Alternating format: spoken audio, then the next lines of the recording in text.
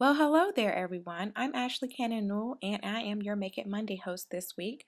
I have prepared a video sharing how to make handmade pinwheels. I'm going to be using cardstock, pattern paper, and felt.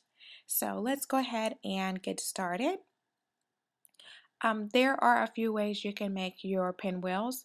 You can hand cut the square to start with, or you can die cut them. So I'm going to start by just sharing how you can use the Limitless Layers squares, the 2¼ square, this one, or the square prints die, this one, where you can get 6 die cuts out of it, and be able to make mini pinwheels. So I'm going to show that later, but for now I'm going to start with this 2¼ limitless layer square die, just the basic square shape.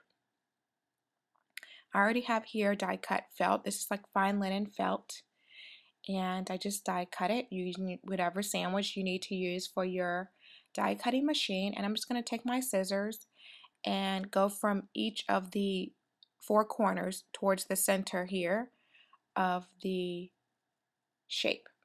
So you don't want to cut all the way into the center, you just want to cut towards the center because you don't want your points to intersect. So for visual purposes, I'm going to put a button in the center so you can see you don't want to go past that button area, because if you do, then those little triangles that you're basically cutting would completely cut out, and you want to keep your piece of felt assembled. So you can see here how you cut towards the center, but you don't actually cut the intersecting points. I'm going to use some adhesive here. This is, you use whatever adhesive you like to use for felt, and you can fold either side. I'm going to fold the, I'm going to call it the right point down towards the center and adhere it to that center part with where I'm putting my adhesive. Now I'm just going to keep turning my die cut around, and then using the same side, that right side of the next section, do the same thing.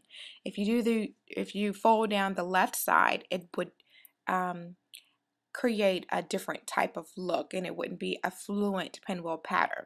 So make sure if you're folding down the left side, fold down the left side on all 4 sides.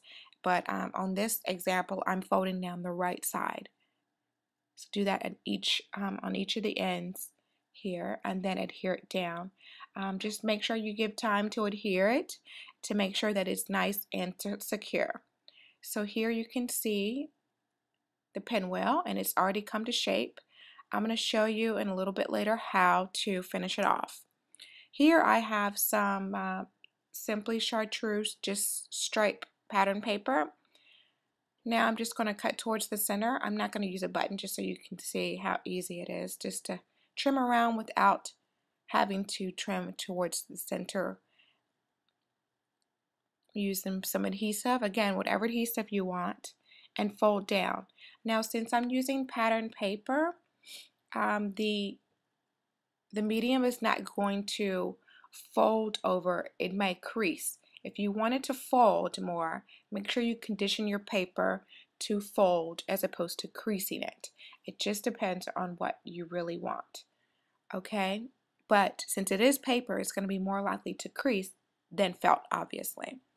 So using the same techniques that I shared for the felt pinwheel, just fold each section, one side of it, each section towards the center, and secure it, and make sure that it's adhered down. And here I'm just sharing is the good thing about the Paper Drinks pattern paper being white on one side is that you get that opposite look from one side of the pattern paper to the other, and that's really cool. You can also stamp on the white side, or you can just leave it plain white. I'll finish that off in a second. I have 2 more squares die cut together, and I'm going to adhere them together. And the reason why I'm doing that is so that I can have 2 patterns basically as one die cut. And this is how you get your double-sided pattern paper using paper tray inks. pattern papers. Since they're white on one side, they're more versatile, but you can make them double-sided and you can pick whatever side you want. So that's the cool thing. I'm conditioning, what I call conditioning, my pattern paper now to make sure that it's nice and fluent. So when I'm folding my corners down, it'll move a little bit more fluently and won't crease as much. Okay, so I'm just going to add some adhesive to the center and start folding with each point down here towards that center. And as you can see here, you see the opposite side of the pattern paper. Isn't that really cool? So you can pick whatever two patterns you want using your paper tray ink pattern paper. You don't have to be limited to a pattern, a double-sided pattern paper. You may not like the other side. So you can just select whatever colors you want. Okay, my points kind of just popped up there, and that happens to you. Take your thumb like I am, and then take some time, watch some TV, and in a minute or less, it should be adhered down, depending on what adhesive you used. Okay, these are the square prints die. I had a few of this already die cut out, so I'm just going to take one, and you can see here it's so tiny, but they make really cute mini pinwheels. And I'm using the same technique where I'm cutting towards the center of the die cut, again making sure not to cut all the way through. Since this is such a small die cut, you just have to be very careful about how you fold each of the sections down because it's so small. And with this one, I definitely creased the cardstock because the cardstock, number one, is heavier weight, and also because it's so small that it's hard to fold and actually get that nice fold over look, but you get a great creased look. Either way, you can make great pinwheels. So I'm going to crease this last segment here and then use my finger to secure it down towards the center.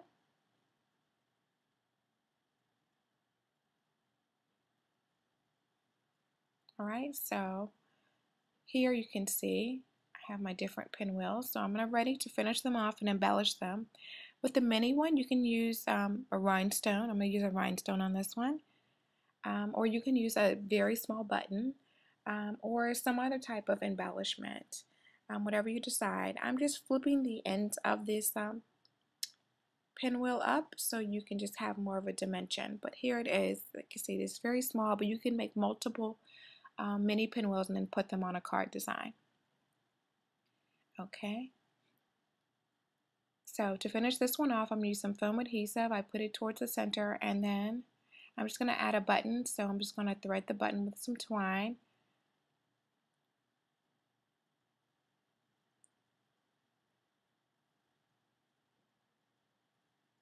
And then adhere it onto that foam adhesive part.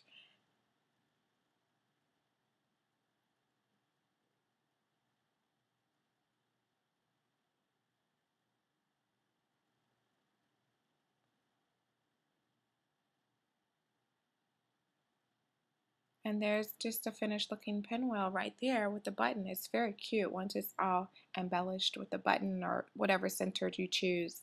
You can also die cut some kind of like circle element and put that in the center.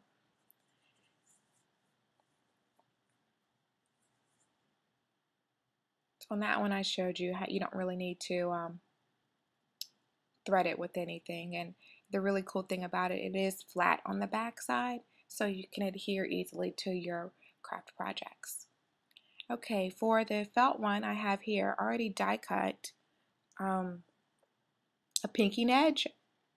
You can just use a one that's just already a scrap even, and just cut pieces off and adhere them to one side here. So I'm just going to take some adhesive, add it to each section on the side, and then take the small pieces of pinked edge felt. I use aqua mist there, and cut strips.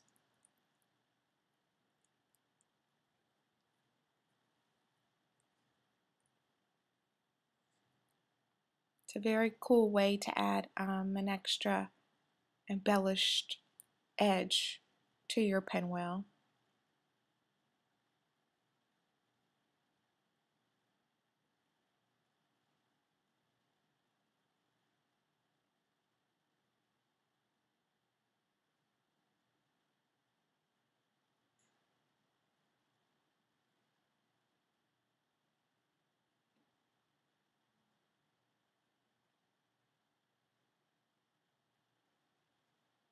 and just go around each edge. I'm just adding it on one of the straight edges, the ones that are sticking out of the pinwheel.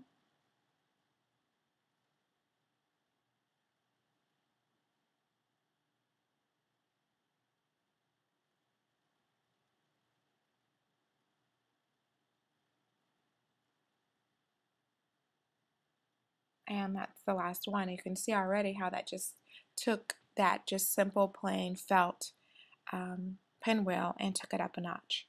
So I'm going to thread another button with some twine.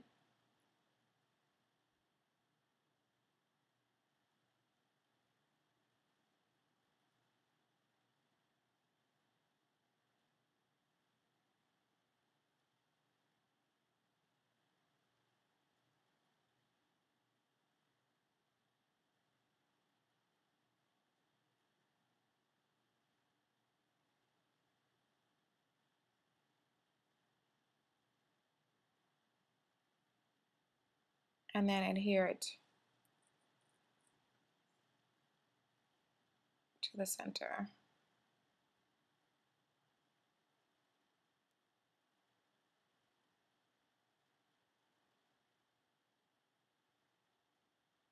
So you can make any size pinwheels you want. You can make them from felt, patterned paper, or cardstock. And you can use the dies. You can use border dies to make little border edges. And you can also hand cut squares to do this. You don't have to use a square die cut, but I think it's cool when you can. There's plenty of square die cuts or dies in the paper train collection that you can use. Here are finished cards that I've made using a couple of the handmade pinwheels I made today, and I like to use them similar to in ways that I can use flowers to embellish my cards, and there are so many ways you can create them and implement them onto card designs. For Paper Tray Ink, I'm Ashley Cannon Newell. Thanks so much for watching. Bye!